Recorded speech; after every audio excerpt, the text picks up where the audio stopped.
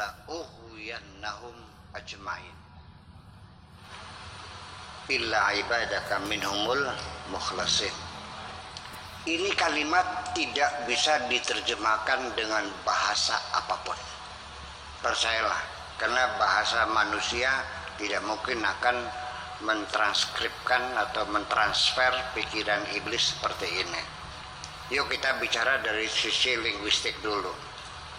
Qala, iblis berkata, fa bi izzatika, maka demi, baknya itu namanya bak qasam, demi.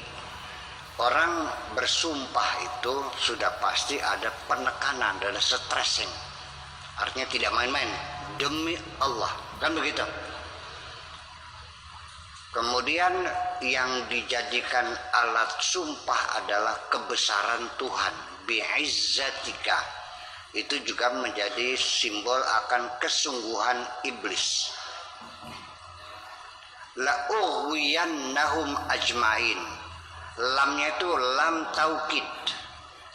Jadi satu ba qasam, dua izzatun juga sebagai tanda penguat, taukid juga.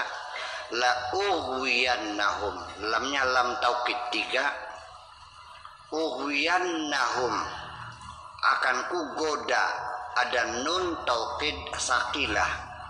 Nun taukid sakilah itu sama dengan dua nun taukid khafifah, berarti dua, berarti lima. Kemudian ajmain itu sebagai taukid lagi, 6. Coba bayangkan, intinya iblis akan kugoda, manusia akan kugoda, tetapi dengan kata penguat 6 kali. Artinya kalau di Indonesia kan, aku pasti, aku pasti, aku pasti, aku pasti, aku pasti, aku pasti menggoda manusia. Mungkin nggak diterjemahkan begitu, nggak ada bahasanya. Itu semuanya Allah melalui bahasa Al-Quran, dan ini bukan karangan manusia, tapi adalah firman Tuhan yang menggambarkan betapa dendam kesumatnya iblis menggoda manusia. Gara-gara Adam dia terusir dari surga. Itu. Ini satu sisi di luar kita. Tetapi dalam diri kita sendiri Allah juga melengkapi ya hidup dunia ini supaya kamu bisa menikmati hidup di dunia ini, mendapatkan kesenangan, bisa menghirup udara yang segar, bisa menghirup wangian, bisa menyentuh sesuatu yang lembut, bisa mendengarkan musik yang enak, melihat pemandangan yang indah, merasakan masakan yang lezat. Itu semuanya supaya itu maka manusia diberi nafsu supaya kita senang. Kalau tidak ada nafsunya, enak nggak megang paha istrimu? Tanpa nafsu, megang paha kenyenyes, adem, cilem. Kalau nggak ada nafsu, nggak bisa membedakan ikan asin sama sambal goreng. Tidak bisa membedakan wajah yang cantik dan wajah yang tidak cantik. Betul nggak? Nah, ini semuanya sekaligus nafsu itu juga menjadi alat uji bagi Tuhan. Akan menjadi hijab juga. Kenapa seperti dikasih nafsu? Karena bagaimanapun kita mencapai sesuatu, kalau dicapainya dengan mudah tanpa rintangan, hambatan, perjuangan, maka pencapaianmu itu akan dirasa hambar. Tapi kalau kita mencapai sesuatu karena berjerih payah, waduh bahagianya bukan main. Kita ngelamar perempuan ditolak mentah-mentah, suratnya disobek, pret-pret, Wah, panting nanti diiles-iles kaki. Kayak apa sakitnya? Sampai kamu dadak berguru sama Baridin. 40 hari kamu puasa, nggak makan, nggak minum, nggak tidur. Iya kan? Dengan supaya begitu akhirnya cintamu diterima, kamu akan merasa bahagia yang berlipat-lipat ganda karena setelah perjuangan panjang. Betul nggak? Orang yang kaya raya karena warisan, dia tidak merasakan kebahagiaan masa depannya. Beda dengan orang yang kaya modalnya modal dengkul. Ya, jatuh bangun. Saya kira memang itu diperlukan supaya kita merasakan kenikmatan di dunia ini. Nah, yang cilaka ini setan ini seringkali berkolaborasi dengan nafsumu itu. Itu persoalannya. Makanya kalimat illa ibadaka minhumul mukhlasin, itu setan tidak akan bisa berkolaborasi dengan nafsumu itu. Karena nafsunya sudah dikendalikan oleh Allah Subhanahu wa Ta'ala. Jadi nanti beda antara mukhlisin dengan mukhlasin. Kalau mukhlisin, kita yang ada ruangan ini tergolong mukhlisin. Orang yang pengen belajar ikhlas, pengen mengikhlaskan diri kepada Allah. Tetapi baru isim fa'il, kita sebagai pelaku yang berusaha. Tapi kalau al-mukhlasin ini isim maf'ul.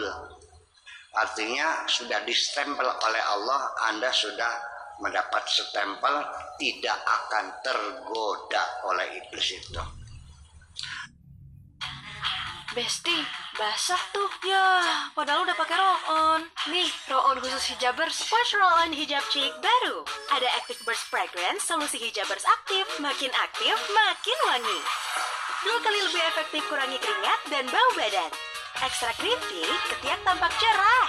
0% alkohol, fix halal. Bener, udah seaktif ini, ketiak tetap kering, nyaman, stay fresh. Wash roll-on hijab chic. Freshnya on, aktifnya on. Kemudian dalam diri kita di samping jasad juga ada roh, ada nafsu, ada akal, ada hati, ada perasaan, ada angan-angan. Itu dalam software kita itu ada cita-cita, angan-angan, perasaan, kan, memori, emosi, segala macam, semua itu adalah merupakan peranti lunak semuanya dalam diri kita ini yang berada di dalam jasad kita ini. Semuanya, baik jiwa maupun roh, itu tidak pernah bisa didefinisikan. Ilmu jiwa itu sekalipun namanya ilmu jiwa, tapi ilmu jiwa sampai sekarang tidak pernah mendefinisikan jiwa itu apa. Karena ilmu jiwa itu ilmu yang mempelajari gejala-gejala jiwa. Ini jadi sama dengan orang mempelajari fisika kuantum, fisika partikel berbentuk elektron, neutron, dan proton, foton, dan sebagainya yang tidak bisa dilihat oleh mata, tidak bisa dilihat dengan mikroskop karena saking sangat kecilnya. Jadi artinya bahwa proton itu berapa besarnya, itu adalah inti dari atom adalah proton. Ada neutron, ada elektron. Kalau pengen tahu proton itu seperti apa, ini atom ini masih dibesarkan segede bumi ini. Sebesar bumi ini. Nanti protonnya akan kelihatan sebesar kelenteng. Tahu kelenteng? Bijinya kapuk. atomnya dibesarkan sebumi ini, nanti protonnya seberapa atom. Itu saya kira seperti itu. Nah kemudian dibesarkan lagi 20 meter diameternya, baru kelihatan elektronnya. Jadi sangat tidak mungkin. Nah maka jiwa juga seperti itu. Kalau masuknya itu artinya dalam fisika partikel yang dipelajari adalah gejalanya. Dan kita bisa membedakan. Nah Tuhan saja memberikan isyarat, ya salunaka anir ruh Qul ruhu min amri rabbi. Mereka bertanya kepadamu tentang roh.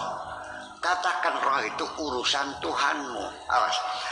Pengertian roh urusan Tuhanmu ini bukan, jangan diartikan Allah melarang kita meneliti tentang roh. Silakan Anda teliti. Silakan.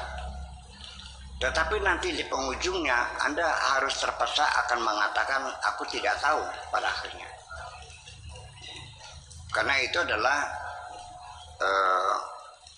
apa yang mereka temukan dengan roh itu sebetulnya baru merupakan jasad rohnya saja. Ya, bukan rohnya itu bisa ketahui. Nah, roh itu apa? Roh itu adalah energi yang langsung bersambung dengan kekuasaan Tuhan. Seperti kereta listrik gitu. Dia akan bisa maju, bisa mundur, bisa berhenti, bisa cepat, bisa pelan. Itu ketika ada setrum. Kalau setrumnya putus, seseorang itu mati karena rohnya meninggalkan jasadnya. Ya kan begitu. Dan roh itu tidak mati. Karena energi itu tidak mati, energi Tuhan itu. Makanya Allah mengatakan wa idza sawaituhu wa nafakhtu fihi mir ruhi. Ketika manusia itu sudah aku ciptakan sempurna, lalu kutiupkan wa nafakhtu, kutiupkan fihi, di dalamnya mir ruhi, dari rohku. Jadi artinya bahwa tetap kita tidak akan bisa melihat, mendefinisikan roh itu. Kalau kita katakan secara definisi demonstratif, definisi boleh, atau dalam bahasa Arab namanya al-hadbir rasam. Katakan saja roh itu adalah inti kehidupan, boleh. Roh itu adalah inti kehidupan. Jadi yang hidup itu adalah roh. Kemudian ada lagi perasaan, ingatan, memori, ada hati, ada akal dan pikiran. Ini semuanya berkolaborasi semuanya itu. Jadi nanti kecerdasan, ada kecerdasan IQ, intelligent question, ada EQ, emotional question, ada SQ, spiritual question. Nanti otak itu ada otak kanan, ada otak kiri, ada otak tengah, ada otak depan, ada otak belakang, macam-macam lah. Sampai sel-sel otak itu sampai sekitar 15 miliar sel dalam otak kita ini, dan saling berkomunikasi. Itu semuanya cara kerja otak kita seperti apa, masih dalam penelitian semuanya. Nah, tetapi nanti pada akhirnya bahwa nafsu itu adalah tentu jaringannya melalui ada otot, ya, ada otot lurik, ada otot angkat, ada otot bebas dan sebagainya, dengan semua saraf jaringannya. Itu semuanya terkendali di otak kita ini semuanya ini. Ketika kita ketika birahi itu muncul kapan? Laki-laki dari mata, sensitivitas laki-laki di mata. Laki-laki cukup melihat saja wajah yang cantik dan bodi yang seksi, melalui mata langsung diproses oleh otak dan menimbulkan syahwat. Tapi kalau perempuan, kalau belum diuus-uus, belum. Ngerti diuus-uus dong? Ya. Nah, ketika proses itu terjadi, saraf kita bekerja akan menegang bagian-bagian yang perlu tegang. Dan ketika itu menegang, otak kita menjadi bodoh. Ya, dan itu semuanya proses bekerja antara otak dengan hati kita, dengan perasaan kita, dengan pikiran kita semuanya. Dan ternyata dikiranya itu terpisah. Ternyata otak dan hati itu terhubung 4 jalur. Ya, jalur jalan tolnya dua jalan tol. Jadi masing-masing punya receiver dan punya transmitter semuanya. 4 jalur itu melalui gelombang saraf, melalui mikrobiologi, melalui gelombang elektromagnetik, dan lagi dengan gelombang tekan melalui pembuluh darah kita dari jantung. Pop itu juga menjadi pengantar gelombang dalam komunikasi antara hati dan otak kita itu.